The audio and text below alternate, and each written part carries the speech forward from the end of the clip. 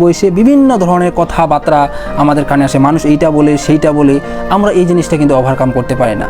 তো আমরা এটাকে বিভিন্নভাবে খারাপভাবে নিয়ে থাকি। তো আমাদের অলওয়েজ চেষ্টা করা উচিত এই কথাগুলোকে খারাপভাবে না নেওয়ার। কেন? কারণ দেখো, তোমাদের একটা উদাহরণ দিই, যেটা বলতে চাইছিলাম। এই যে আমার হাতে কিন্তু একটা 100 টাকার নোট দেখতে পাচ্ছ না? দেখো, এই যে 100 টাকার যে নোট, এই নোটটা তুমি বাজারে মনে করো নিয়ে গেলা, প্রথমে এমনিতে তোমাকে কিন্তু 100 টাকা জিনিস দিবে। তুমি 100 টাকা যেটা নিবা তোমাকে 100 টাকা ওই জিনিসটাই কিন্তু দিবে। এখন এই নোটটাকে আমি এভাবে মচড়ে কুচড়ে মনে করো একবারে অবস্থা খারাপ করে দিলাম। এখন মনে করো এই নোটটা যে আছে অনেক মনে করো মচড়ানো আছে, এই নোটটা কিন্তু অনেক মচড়ানো বিভিন্ন ধরনের। তো এখন এই যে নোটটা আছে, এই নোটটা আমি যদি বাজারে নিয়ে যাই তো আমাকে 100 টাকায় দিবে না নাই? 100 টাকা জিনিসপত্র দিবে না নাই? এখন এই নোটটা যদি আমি পানিতে ধুয়ে ফেলি, এই নোটটা যদি আমি যে কোনো জায়গায় ময়লা আবর্জনার মধ্যে ফেলে দিই, সেখান থেকে যদি তুলে নিয়ে যাই, তাহলে এই 100 টাকার নোট যে তার যে মূল্য, তার যে গুরুত্ব, এটা কি কখনো কমবে? ভ্যালুটা তোমার 100 টাকার নোটের গুরুত্ব তোমার 100 টাকাই থাকবে। তোমাকে 100 টাকার জিনিসই দোকানদার দিবে, কখনো তারা বলবে না যে তোমাকে আমি 10 টাকার কম জিনিস দিচ্ছি, 5 টাকার কম জিনিস দিচ্ছি। তাকে 100 টাকা আছে, ওই 100 টাকার যে গুরুত্ব আছে, ওই 100 টাকাই তোমাকে মানে পণ্য দিবে। আমাদের জীবনে আমরা যখন কোনো একটা কাজ করতে পারি না, তখন মানে ডিমোটিভেট হয়ে যাই, হতাশ হয়ে যাই। তো এইটা হলো ওইটার সাথে তুলনা। অনেকে আবার আত্মহত্যা পর্যন্ত করে ফেলে, এরকম একটা জঘন্য কাজ করে ফেলে।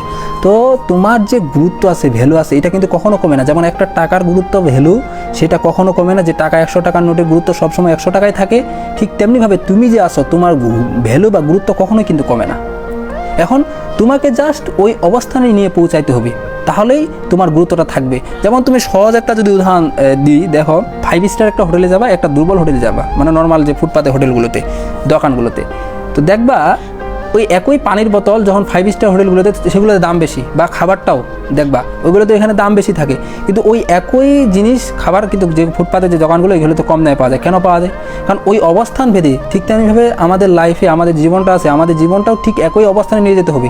আমরা কিন্তু আমাদের গুরুত্ব কিন্তু আছে, আমরা বুঝতেছি না, কিন্তু আমাদের অবস্থানটা যা চেঞ্জ করতে হবে। এই অবস্থানটা যদি আমরা চেঞ্জ করতে পারি, তাহলে আমাদের গুরুত্ব ভ্যালুটা বেড়ে যাবে। আরেকটা উদাহরণ দিই, দেখো একটা সহজ উদাহরণ তোমাদের আরেকটা দিই, এই লাইনটার সাথে রিলেট হবে। যে তোমরা হাতি দেখছো না? হাতি তো অনেকে দেখছো, অনেকে যদিও দেখো নাই।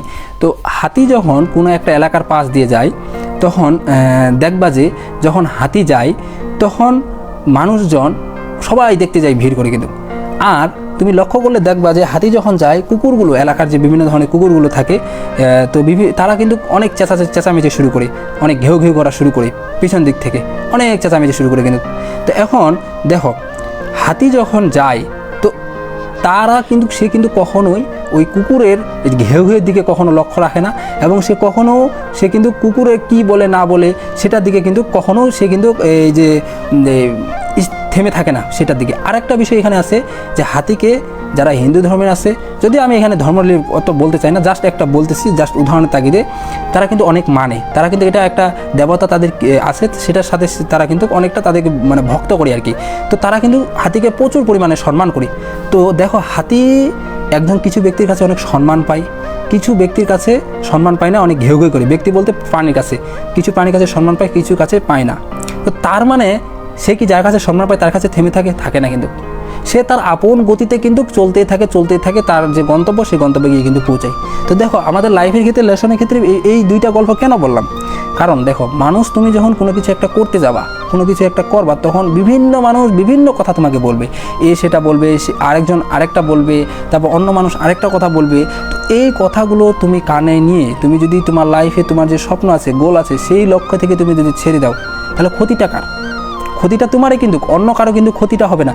তোমার স্বপ্ন থেকে তুমিই পথভ্রষ্ট হবা, আর সে হবে না, কিন্তু তার তো লাভই হলো, কারণ তুমি সে জায়গায় যেতে পারলা না।